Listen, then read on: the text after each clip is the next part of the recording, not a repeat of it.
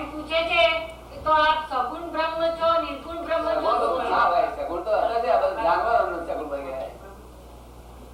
સગુણ બ્રહ્મ જાણવાનો કહેવાય.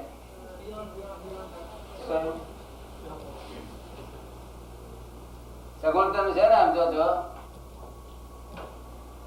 જે પરમાત્માના ગુણો વ્યક્ત કરતું હોય તે તમારી જેમ. જે પરમાત્માના ગુણો વ્યક્ત કરતું હોય એ તમારી જેમ. ના, એ સગુણ શબ્દ એ નહીં રાખતો.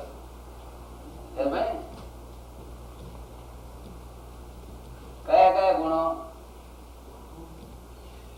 શાંતિ, પેલું શાંતિ, શાંતિ, આનંદ, આનંદ, સચ્ચિદાનંદ, સચ્ચિદાનંદ, શાંતિ, એ બધા ગુણો. પરમાનંદ, પરમાનંદ, સહજ આનંદ, સહજ અવસ્થા, નહીં સમાધિ, નહીં શાંતિ એટલે નિર્ગુણ છે. શાંતિ ગુણ છે તો એ તો નિર્ગુણ છે. શું છે?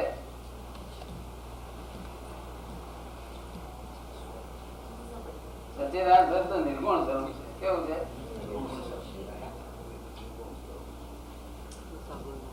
નિર્ગુણ નહીં લાગતું તમને?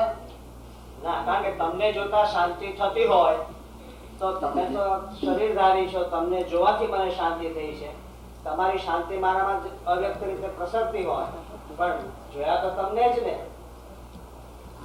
પવન ક્યાં દેખાય છે? દરિયા દેખાય છે. તમને જોવાથી મને શાંતિ થતી હોય, તમે તો સગુણ પરમાત્મા છો, દેહધારી છો.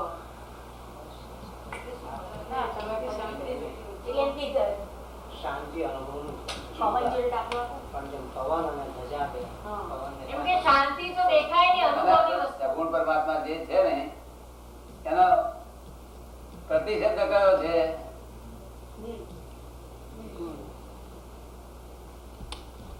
એટલે હું સગુણ પરમાત્મા શું કહેવામાં સમજી જાય? ખબર નથી એમને. સગુણ એ નિર્ગુણ નો વિરોધી નથી, બંને સાથે હોય શકે. સગુણ અને નિર્ગુણ બંને સાથે હોઈ શકે, એ બંને વિરોધી